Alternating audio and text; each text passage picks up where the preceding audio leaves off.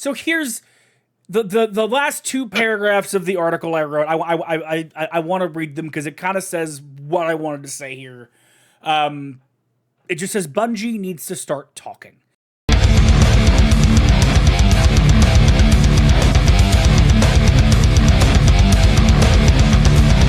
Aggressively Casual. Welcome everybody to Aggressively Casual Season 2, episode lucky number 13. I am Freebird as always, and with me to my internet left is Cheeks. Say hi, Cheeks. Hello. How are you, sir? What's new? What's hip? What's happening? You know, just playing a new game finally. What? Giving Crimson Desert a little bit of a rest. It won't last. Don't get me wrong. Don't get me wrong. Oh God. Oh man. As How we many? dip our Okay. toes into Windrose. Okay. How many hours do you have in Crimson Desert now? 114. I know that off the top of my head because I looked earlier. Okay, fair. I think I'm a little over. Let Let me look. Let me pull it up actually. It's actually I think 113.9. I'm just over 90 for me. So you've got me by a bit. You've got me by a bit. But man, that game, man, Crimson Desert. Oh man. We'll talk about it. Don't worry. Just passed 5 million copies, by the way. They just announced that either today or yesterday. Yeah, either today or yesterday, which is amazing because if you think about it, Kingdom Come Deliverance 2 took a year to sell 5 million copies. Assassin's Creed Shadows took months to sell 5 million copies. There are ultra popular games that have never sold 5 million copies. So. Right. Exactly. You know. So for all intents and purposes, this thing has been a success. 2 or 3 games to sell 5 million copies. Yeah. And you know, and while we're on the subject, I mean, we're going to talk about Crimson Desert a bit tonight anyway. So you know what? We might as well just start with that. Sure. So what was I gonna? Shit, I lost what I was gonna say. The few things about Crimson Desert. The game, one of these games, this is a game that the more you play it, the deeper the rabbit hole goes. Right. You see these videos all the time of, this is overpowered, or holy crap, this needs to get changed, this is broken. Yeah. Here's the thing. The deeper you get in this game, quite often, you discover that, oh, yeah, this item is overpowered for this activity, but this activity is why this item exists. Yeah, it's true. There's a lot of that of what, you know, and so in the game is interesting, isn't it? It plays into the power fantasy because after a while, you can take on like 100 regular dudes without too much problem, really.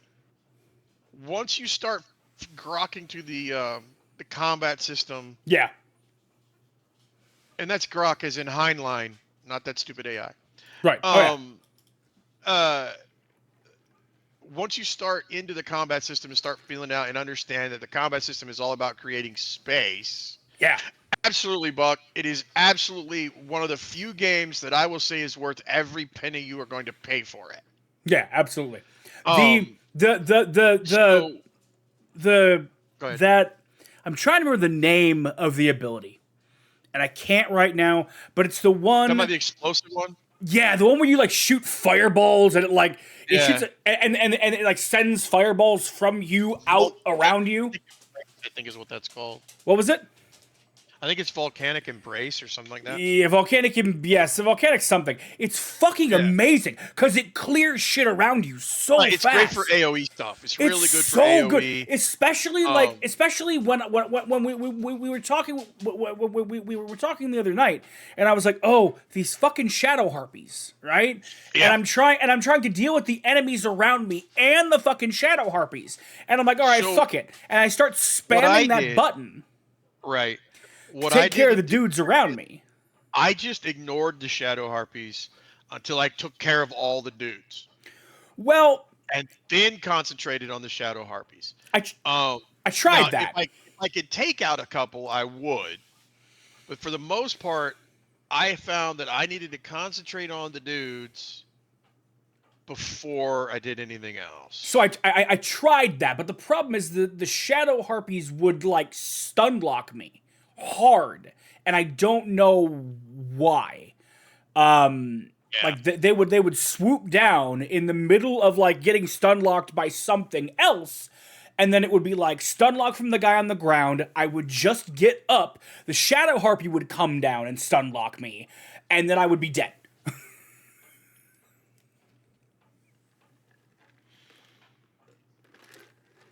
And I was like, oh, so that happened a bunch.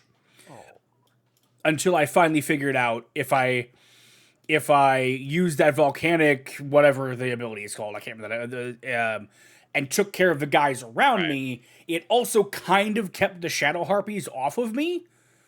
And then I could use that flame ability with the 𝗬𝗵𝗲 light ability to take care of the shadow harpies. But God, they need a better way to take care of those shadow harpies, because spamming that button and moving your controller stick around is the dumbest way to do that.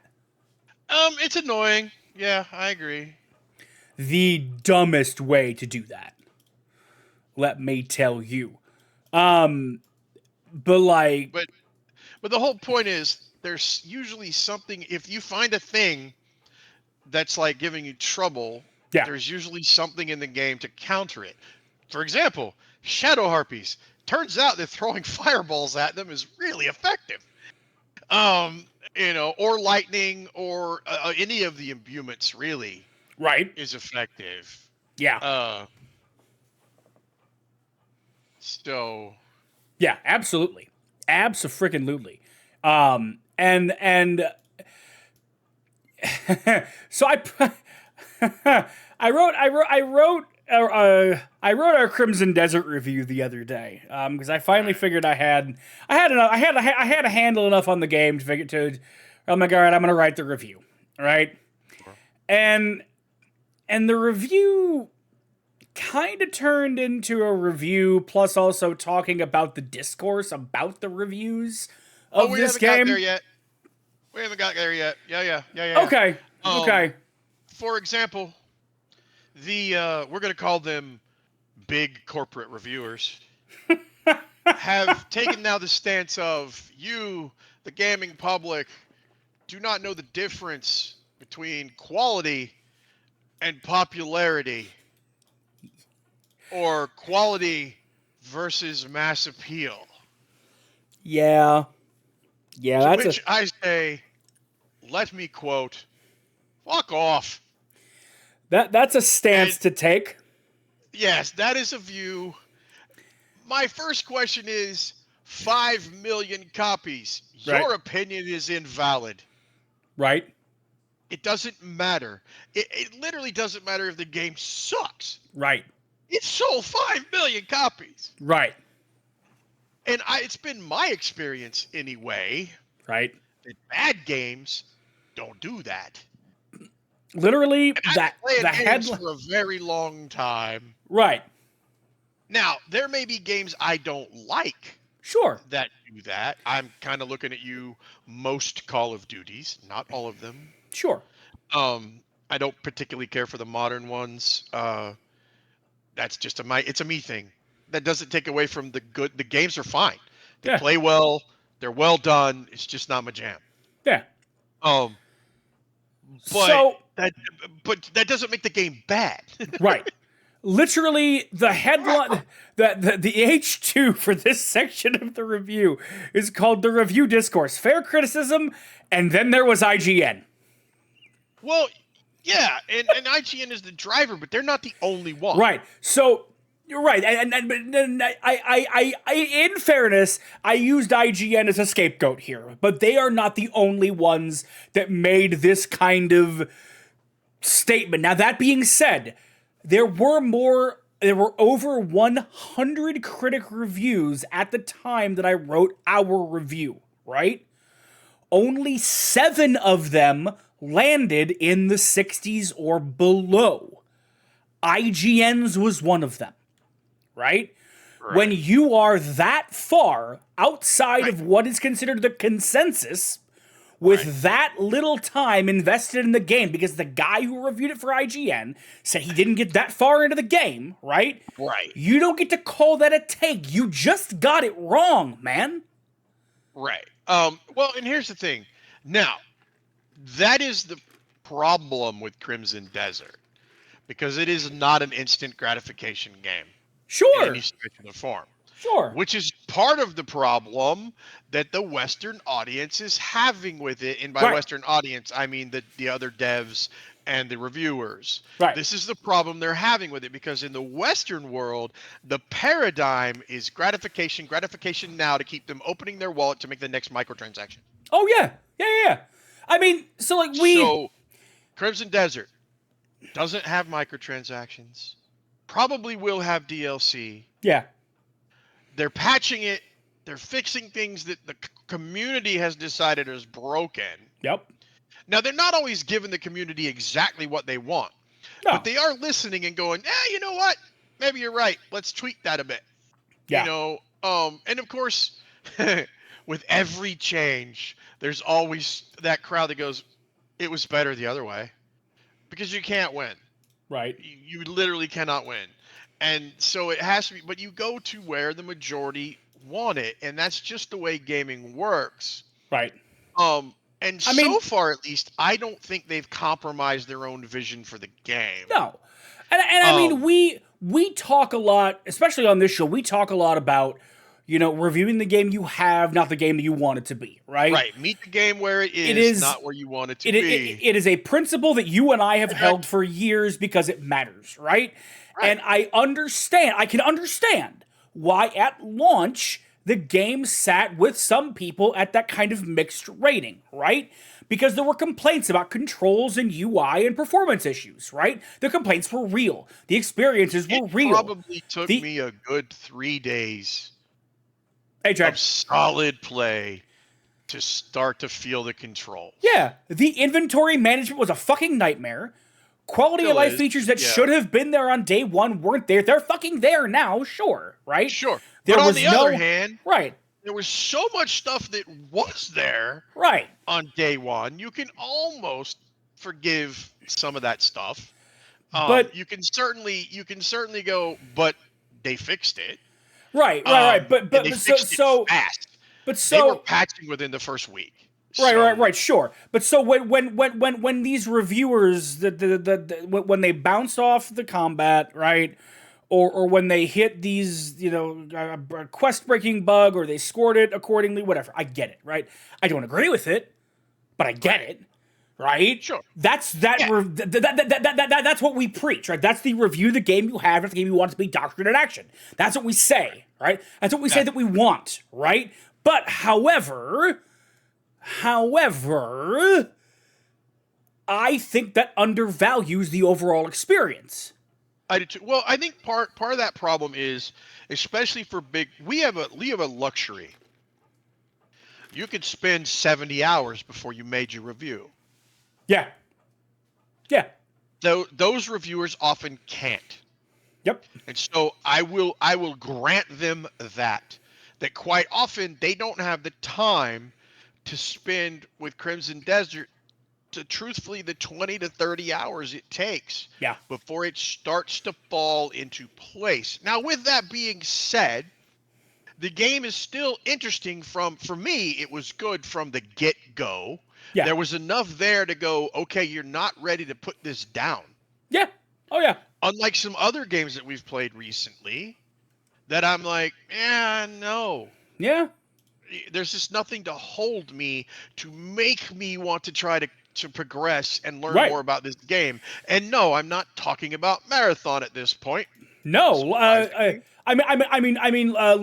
look at fucking like RuneScape Dragon Wilds. That on paper is a game you should love. Dragon Wilds on paper should work. It doesn't really work for me. Where you're not enough there to hold that. Oh, don't worry. We'll get to Marathon. I'm just not talking about Marathon. We'll get to Marathon. So the other thing you hear about Crimson Desert, the story. Right? Is it good? Yes, it is good. It's very tropic. Don't get me wrong. It is full of story tropes. understand something. Yeah. Oh yeah. This game is unapologetically Korean. And what I mean by that is if you're familiar with Korean media at all, they lean in to story tropes. You can find 100 movies that basically tell the exact same story, quite often with the same characters. That's correct. 𝗬𝗏 for anyone? Yep. Yeah, that 𝗬𝗏 from Hell, look what at you probably know as hey, Kill look, Bill. no, But, you wanna talk about Tropic, and you want to talk about what the fuck is the other game you wanted to talk about tonight? The Nexon Korean game. First Descendant. Tropic as hell. Tropic as hell. And jiggle physics. Also unapologetically Korean. Yes. Right? Probably even more so than Crimson Desert. Yes. I watched a video today. I shared it in our little group about a guy analyzing the armor in Crimson Desert. Oh, I haven't got a chance to chuckle watch that yet. because I had some of the exact same thoughts. Yeah. One, most of the armor lacks neck protection. Like, your head is covered completely in metal. Your body is covered completely in metal, and there's this nice little 3-inch gap of nothing but flesh neck. I'm like, gorgets existed and were vital. They keep your head on your body. But then you get to another set of armor, and it's almost completely accurate. By now, I've always like, can we get some consistency, please? And towards the end of the video, he's like, my problem with all this is it's inconsistent. Some of it is very good. The horse armor, for example, is almost exactly historically accurate. Right. Now, don't get me wrong, I don't care. It's rule of cool at the end of the day, right? But to me, that lack of neck protection actually takes a little bit away from the look. Yeah. Because now it draws my eye, and I'm like, good Lord, somebody's going to stick a sword in that. But anyway, it made me chuckle. But overall, they definitely took a historic inspiration from a lot of it. Not the Pokebits, because that's pure fantasy. Pokebit, everybody wants Pokebits on their, and sticky outy bits on their armor. And that's just pure fantasy. You actually want your armor to get as close to you as possible. But anyway, back to the story. Is the story good? It actually is good. It gets better as it goes along, and it starts to twist and turn. But I still think they missed the point at first that this is told from the point of view of some dude who doesn't have the internet. Right. And has no idea what's going on in the world around him until it happens around him. Right. And that's how this story is told. And it's told a little bit. It's not told in that whole cinematic style of evil guy monologuing and telling us his entire plan. But the story does get good. I got, at one point, for the first part, I was like, okay, I'm going to do the story up to here, because you have to do the story. Also, if you get the game now, follow the story until at least chapter 4. Yeah. Leave the side quests alone, because the story, at least until chapter 4, is also serving as a lengthy tutorial and introducing things to you, systems and items and things like that. And it's not long after that where I found that, because I went back to do some more story, because eventually you have to do that to open up other things in the game. And suddenly I was like, I realized I had been doing nothing but story for like 20 hours. All the side questing had gone away. So something about that story pulled me in, is my point there. So is it good? Yes. Is it the same story we've seen 1,000 times? Yep. I mean, it's essentially the same story we saw in Skyrim. It's the same story you see in The Witcher. It's the same story you see in every fantasy game ever. We haven't seemed to care before now. Why do we care now? Right. It's the hero's journey. Well, we care because somebody on the internet that has a YouTube channel told us to care. Sure. Well, and I have a YouTube channel, and I'm telling you not to. Exactly. So there. Take that. Take that, interweb. Right? All right, enough about Crimson Desert. Um, so yeah. You mentioned you brought up First Descendant. Yeah. Nexon is now saying the First Descendant is a failure. Yeah. It's a failed experiment. 95% of the player base has left. They've been unable to hold them. Doesn't surprise me. It doesn't surprise me because after a while there is nothing left to do. I mean, you and I talked about it when that game came out. We were like, this is a flash in the pan game. Mm-hmm. This is a come in, see the sights, play the game, get out. There is nothing to hold you there. Nothing. Yeah. Unless you liked grinding characters and to see number go up. Right. And I mean grind. And I was about to say, and I mean it's very Korean. Yeah. It's very Korean in that culture, Korea, China, things like that. Those games are ultra grindy. And Crimson Desert has that too. Do not misunderstand. Oh, yeah. Need more copper. Need more iron. Need more, and you're only getting 1 or 2 pieces from a node. So the grind is real. But the weird part about grind is if you like the game overall, you're more tolerant of the grind to a point. There does come a point where I'm just like, okay, now I'm just grinding for the sake of grinding, and right now I'm looking at you, Destiny. You knew I wouldn't get out of this show without a Destiny reference. But First Descendant is that way. It's very much that way. But yeah, so Nexon is now saying it's gone. Speaking of companies, Nintendo lost their patent over the last couple of weeks. Okay, so for those of you that are new, this show only happens every couple of weeks. So if some of this news is old to you, I apologize, but this is what we're talking about because it had not happened at the time of the last show. Right. Nintendo lost their copyright on monster catching. Yep. They reconsidered it and said, this is bullshit. Yep. Get it out, which is great. Because Nintendo took it, by the way. They didn't invent it. Nintendo didn't invent the catching monster pet thing. No. It was just Pokemon that really popularized Nintendo it. Use my words. Nintendo tried to patent catching monsters, and the U.S. government basically told them they didn't invent gravity. The examiner said none of the 26 elements described are new or inventive enough to qualify for protection. Basically, they said, listen, you copied this shit from somebody else, and we know it. Yeah. There's a French lawsuit against Ubisoft from Stop Killing Games that on the surface, I applaud what Stop Killing Games is trying to do. Yep, same. But I think there could be some unintended consequences here.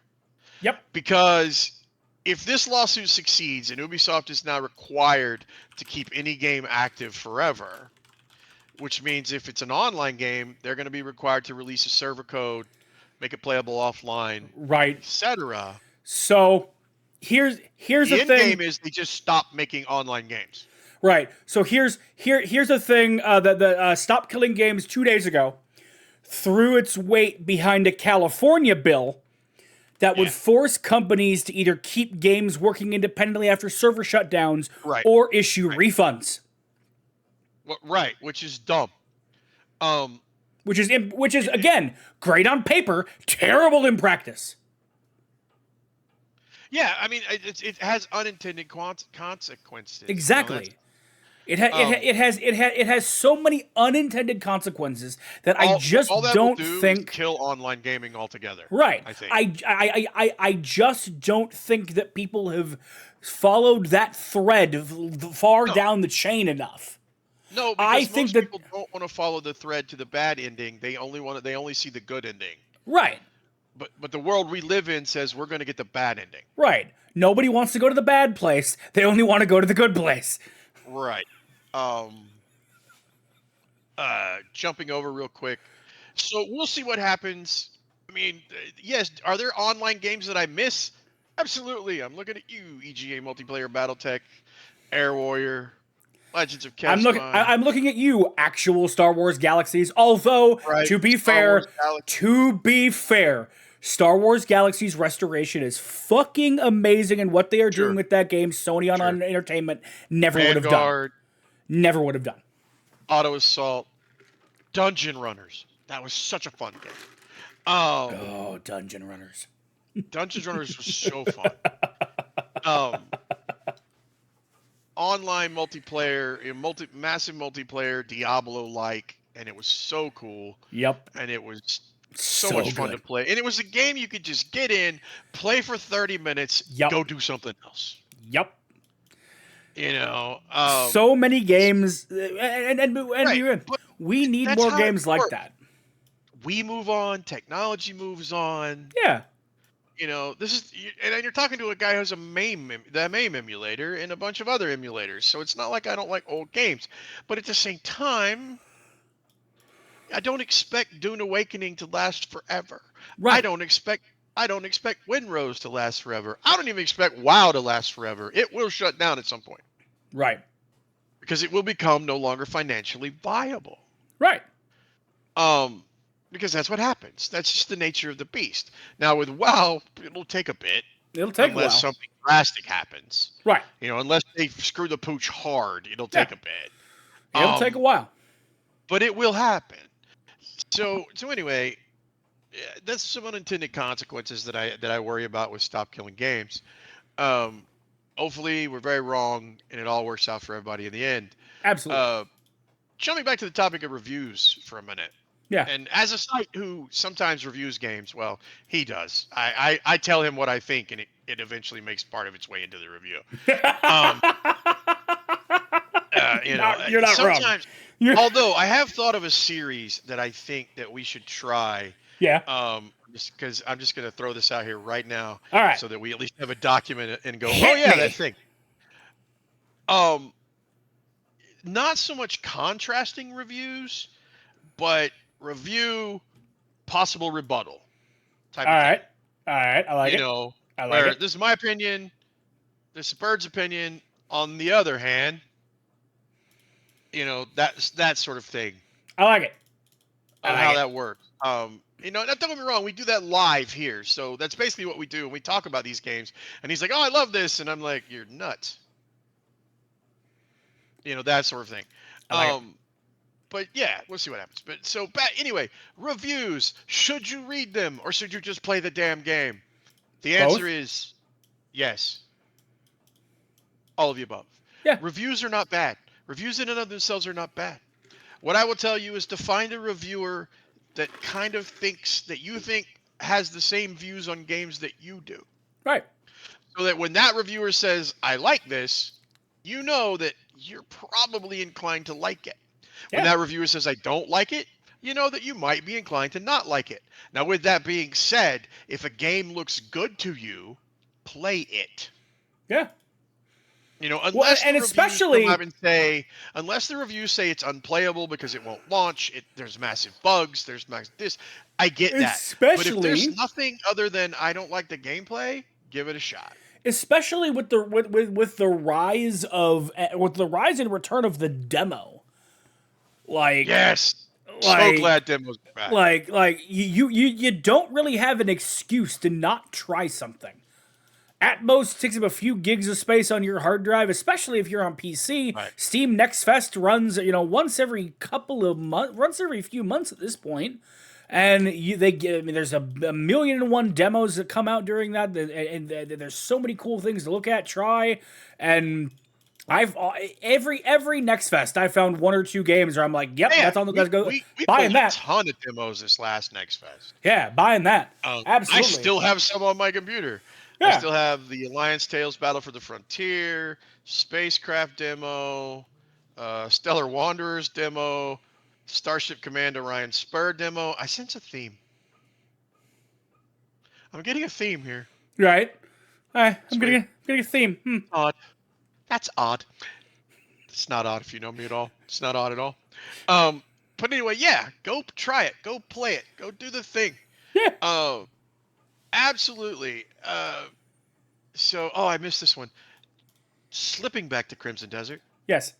Is the real problem with Crimson Desert. Yeah. The fact that it terrifies Western developers. Maybe. Crimson Desert has raised the bar. Yeah. Has raised the bar for the open world RPG. That I The can agree bar with. was technically Skyrim. Yeah, that I can. That Yeah. was the bar. Yeah. Now Crimson Desert is the bar. And it's going to be bar in play systems, the way it looks, because it's friggin' beautiful. Holy crap, it's pretty. Yeah. Jesus, it's pretty. Well, I saw a video the other day, too, okay. you know- But so Skyrim was the bar. If Skyrim was the bar, by that vein, why wasn't Red Dead Redemption 2 the bar after Skyrim? Okay, put Red Dead Redemption 2 on the bar. Okay. It still falls short to Crimson Desert as so far as features and everything Fair. except for Okay. the way it looks. Yeah, fair. Because Red Dead 2 is still possibly the most beautiful game ever made. Yeah. Holy crap. I don't know what magic they worked 10 years ago. But they threw some voodoo and sold a few souls. They sacrificed a few souls on a Ouija board.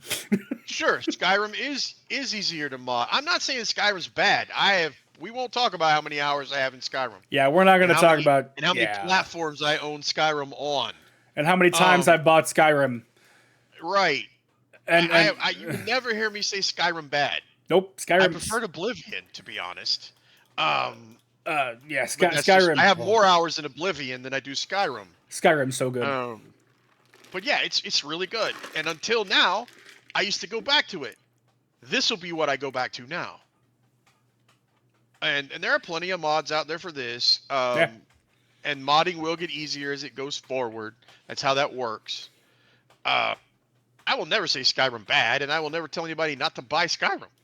Yeah. Especially because you can get it dirt cheap these days at times. You know, like all of it. Yeah. You know, but I think scares them because why? No microtransactions. It's a complete product. Yep. It's a complete product that mostly worked at launch. Yeah. You know, it's not a live service game. Yep. It's got all this, and I'll be honest, it's got so many systems in it. You're like, this thing is going to fall apart, and then it doesn't. Right. So now, do I mean that every new RPG that comes out has to have all of this? No. Not at all. But you're going to have to bring something to the table that's compelling. Right. Whether that's a new iteration on something or completely new. Completely new is, you know, debatable. Fair. Yeah. But I think Crimson Desert raises the bar. I think so too. And it raises the bar to an area that Western developers don't like. Absolutely. Because it gives players agency and it doesn't chain them to the microtransaction. And even Skyrim chains you to the microtransaction these days. Creation Club, anyone? Yeah. You know, and it's a successful game that didn't come from the Western market. And here's the thing too. How many times have you and I said on this show that the formula to money when it comes to video games is to make and sell a good video game? Right. Look what happened. Pearl Abyss made and sold a good video game, and they sold 5 million copies. Right. It's like we know what we're talking about. Pshaw. You know. It's weird. I know. Weird that. All right. But yeah, I mean, I think it raises the bar. I think it scares the hell out of Western developers. I would like to talk about MLB The Show, but I can't play it, so that game can get bent.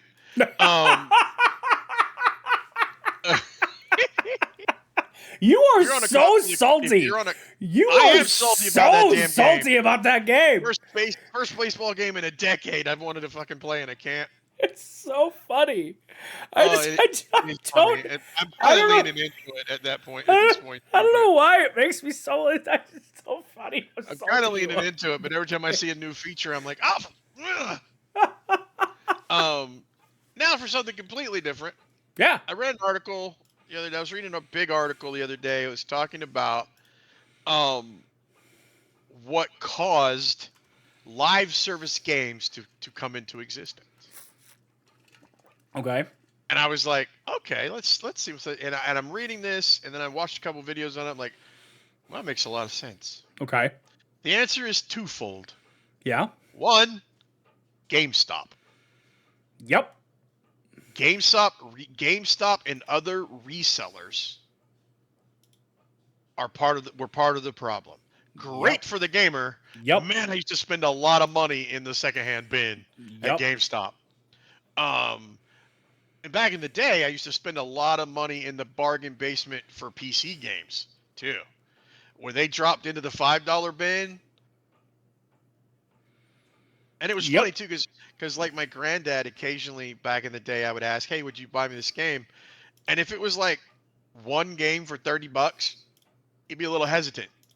But if I had a stack of 6 games for $30, never a problem. I found a lot of gems that way. Yeah. I got a lot of stuff. I was playing it after it was no longer the hotness, but I didn't care. Oh yeah.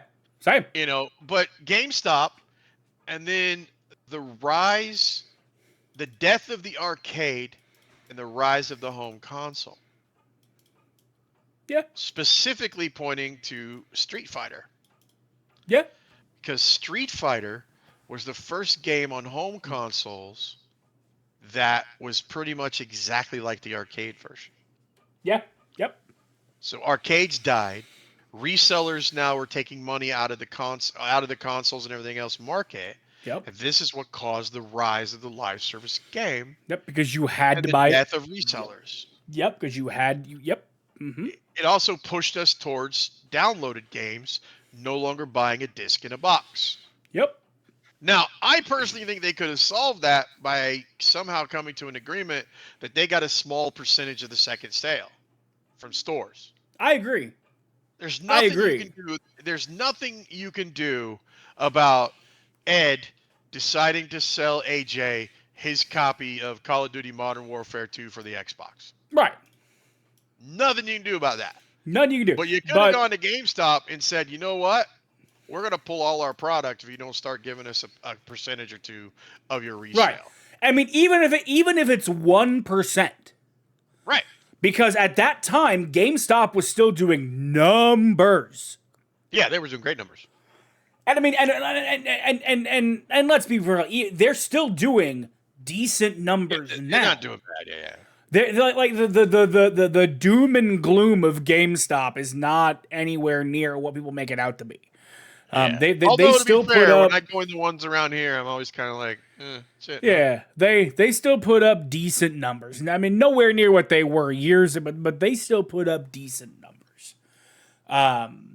But yeah, I 100% agree that they should have that Xbox and all whoever should have come into an agreement with GameStop, with who Best Buy at the time was doing resale of games.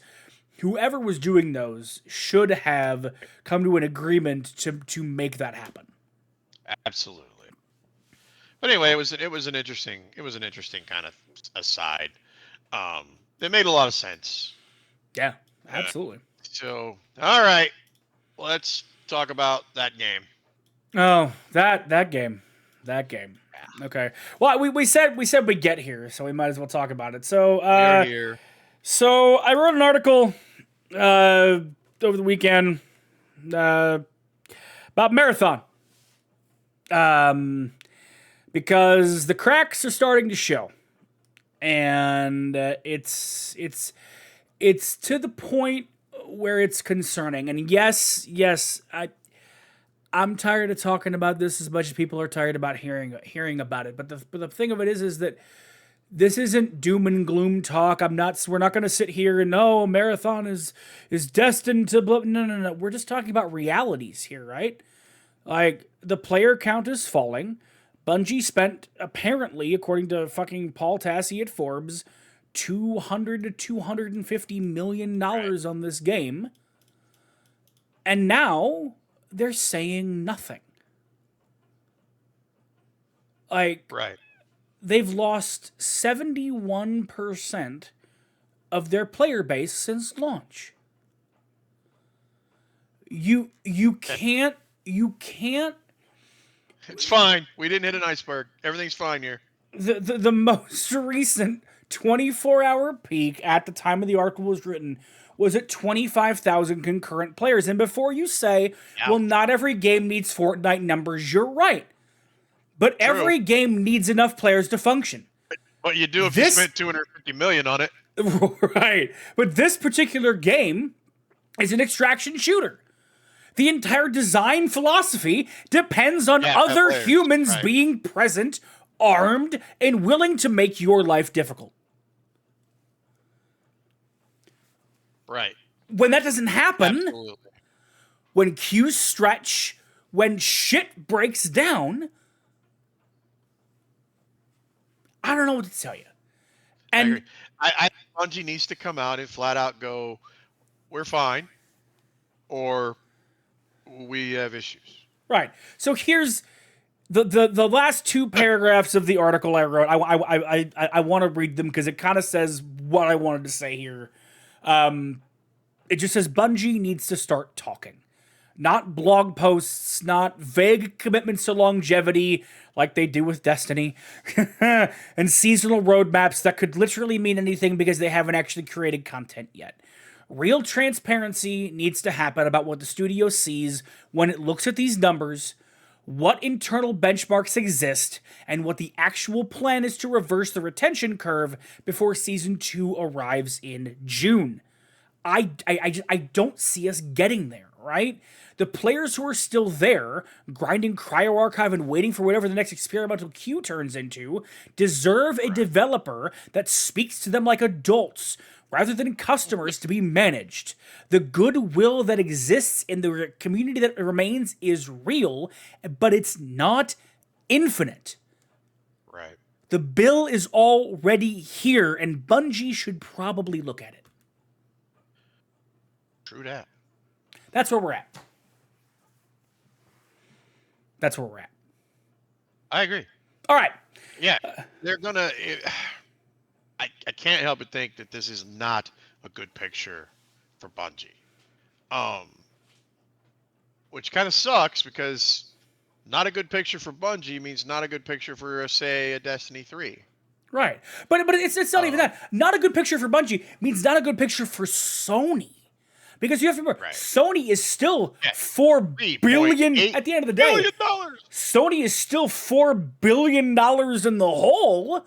They're still, well, I should say, they're still trying to dig out of a $4 billion hole that they spent trying to buy them. Yeah. How and when you realize that every single thing that has happened since that acquisition has been an abject failure except for the final shape. Right. And you are, and I'm sorry, the final shape did not make $3.6 billion. You have to wonder how much of that hole Sony still has left to dig out. Right. And at what point, or can they? And at what point do they go, okay, we're just going to bury the hole and take the tax write-off? Right. Because again, the developers into Sony. This isn't doom and gloom talk. This is realistic, real world business needs. Sony is a business.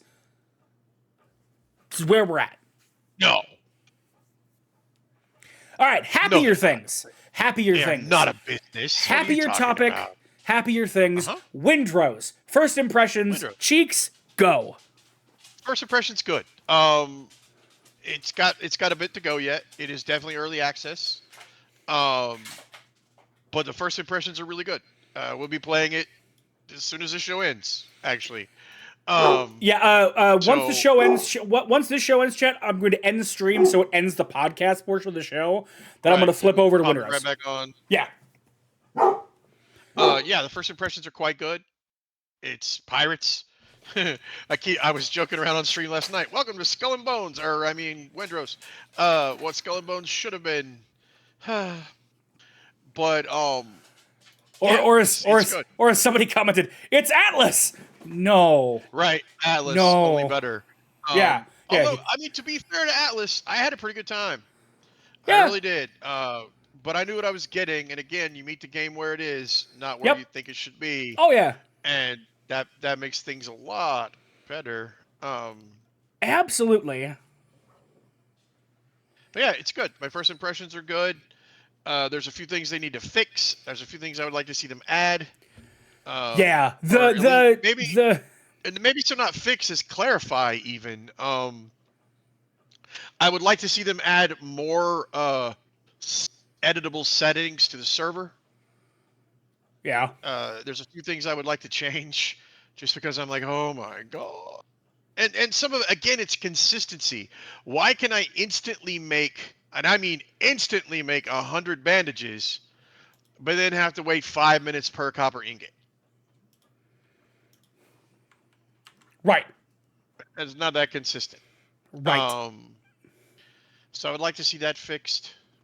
But anyway, overall, first impression, yes. And pirates. Right. Well, I've been waiting for a pirate game like this for a long time. I wanted Atlas to be it. Waiting for a game like you. God damn it, Shakes. My life. Come on, that was a good one too. Oh, it should hit. Oh, it didn't hit. Why didn't it hit? Sad. Oh, I tried. It hit the counter, but it didn't hit. It didn't show the thing. That makes me sad. Oh, it didn't hit the little splash graphic. Oh, I thought I fixed it. The splash graphic only works like half the time. I don't know. Well, it only works on the gaming scene, and I can't figure out why because it's copied into every page. So I wonder if in copying it I broke something. Well, it happens. But anyways, I've wanted a game like this for a while, right? And I wanted Atlas to be it, and it wasn't. I mean, I liked it, but it wasn't all that I wanted it to be. And this has the makings to kind of be that game, especially with that shared progression thing. It's a little weird that the shared progression thing only works when all of us are online. But yes. But today I confirmed what I was wondering about. Okay. I was pretty much able to just walk over to a couple of those camps, open the cages, open the chest, be done. Okay, you were okay. So that's how that works. Okay. Yeah. So, and I know Jeff did the same thing later. He's like, because he was finishing that one little island, and he was like, "Oh, there's no bad guys here. There's not even anybody left in the cages, but the chest is here." Got it. So got it. Okay. Got it. Yeah, but that's because he was online when we got that step. But if he was offline, they would have been in the cages as well for him to talk to. So I'm I have my worries are slightly alleviated on that front. Okay. So that's fine then. And then they need to fix some little things. So like I said, the respawn timers on some things are a little wonky. The Discord is full of some weird connection issues for a lot of people, oddly. They actually put an announcement out today, like they were trying to get some connection, like some connections with like some like ISPs to get some issues resolved. To get some issues resolved. Yeah, which I mean, again, good on them.